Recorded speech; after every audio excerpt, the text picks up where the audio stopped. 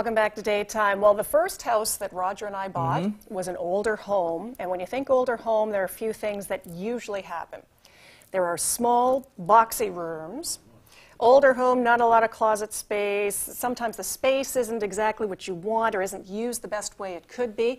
And that's where the renovation plans come in. And we go to the experts at Pioneer Craftsmen Limited to help us sort of sort out. And with today's renovation, we're going to be talking exactly that. Small spaces, better use of space, and Paul Meier joins us from Pioneer Craftsmen. And I think this is a conundrum that a lot of people find with their homes. You take a look at the space that's available and you kind of think it's, you know, maybe we could reconfigure it, use the space better, make better use of what we've got. Right, and I think a lot of people, you know, say, oh, I wish it were bigger, I wish I had more storage space. I think, you know, those are kind of two large wish items right away. With an older home, you don't have that luxury of space.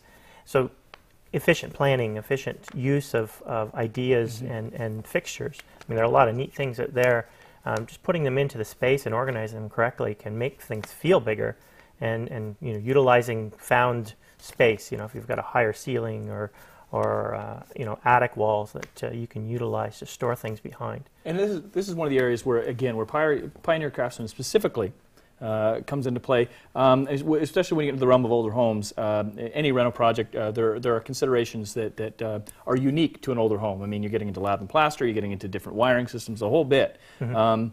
So to undertake a project like this, to do your planning effectively, really this is where a third party such as yourself comes in and is able to take the reins and do things in a manner that not only is effective but highly efficient, because you guys are already familiar with all this stuff. That's right. I mean, every once in a while we're surprised by the odd thing, but you're right. There's in an older home, you've got wiring to deal with. You know, you've got previous renovations that, you know, years ago they didn't need a permit, or you know, permit was a loose term. For a chicken or a bottle of whiskey, you'd have a permit. So, so yeah, I mean, you're constantly trying to balance today's code with a building that was built 100 years ago sometimes. So there's a good fine balance between that. And like you say, Jay, we've dealt with it before, so we can kind of eliminate some of those pitfalls and buffer accordingly, because that's the other thing too, is where a lot of you do-it-yourselfers. I mean, they always say when doing a rental for yourself to budget, was it 20 to 40% more, because there are always those little hidden things that you don't expect. And although you've already identified once in a while, you're surprised. Generally speaking, you've seen these homes, you have a general sense of what problems may arise, and again, when dealing with code, when bringing a house online so that it is on code, I mean, this is the sort of thing that's best in the hands of a professional. That's right. I mean, we really pride ourselves on trying to kind of have those no surprises, and it's the price you pay is the contract price that we sign at the beginning of the job.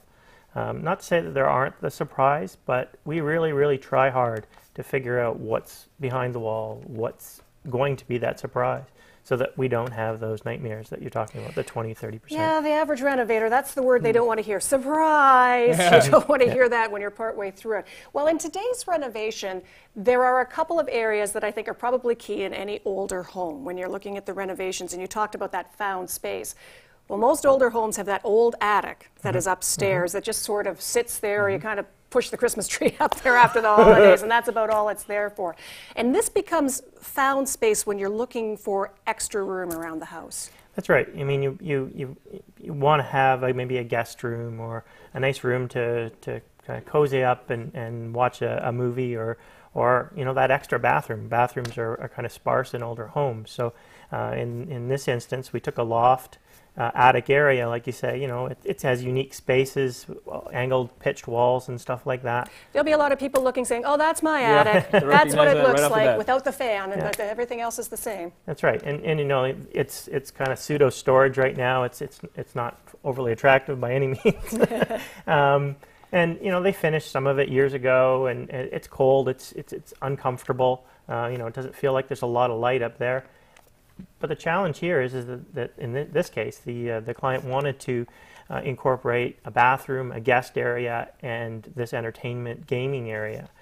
But when you close all those things off, like you say, you feel claustrophobic. Again, you feel like it's a small Right. space. So we were able to utilize some interesting materials to allow light to transfer through and screening and such to have privacy. I'm just looking at that little storage door. I think every older knows, home yeah. had to have one of those that kids love. It becomes like the play space. But for adults, we're constantly banging our heads every time you have to go in there for something. That's right. And like you say, it's a small space. This is the before of the porch. You can see it's an exterior porch. It's not a really large space. It's really on a kind of the busiest corner, I think, in Kitchener-Waterloo. So it's not a place that you're going to sit out and kind of enjoy a morning cup of coffee. It's just not kind of set up that way. So this client was able to kind of rethink what they wanted in their home. So we were able to rethink that space. So what were some of the things that they needed? We talked about the attic. They wanted kind of a guest room and a bit of a family room scenario up there. When it came to the porch area, what were they looking for there? A professional couple, they wanted to have a home office. And I think that the challenge of the home office is that it needs to be convenient. It needs to be accessible kind of in your daily lives.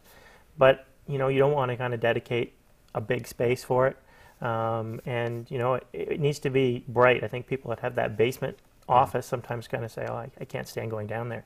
In this case, we're able to utilize the fact that it's porch, it's got good exposure, and lots of windows. So we're able to kind of take advantage of a higher ceiling with some extra storage. And then, again, looking at kind of being efficient with items. You know, the printer's on a rollout, so again, it can be neat, tidy.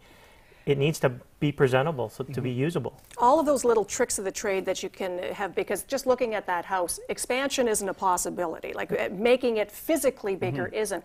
But the tricks of the eyes to make it feel bigger are, and even color and just the way everything is laid out plays a big part in all of that. That's right.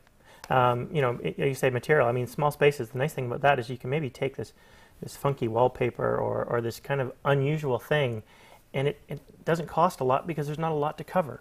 Right. And you can have some fun with that kind of thing. So. All right, well, we are going to have some fun when we come back because you've seen the befores of the attic and the porch space. And when we come back, we'll see how Pioneer Craftsman Limited helped this couple to make use of those extra and found spaces in their home to get the renovation they wanted. So stay with us.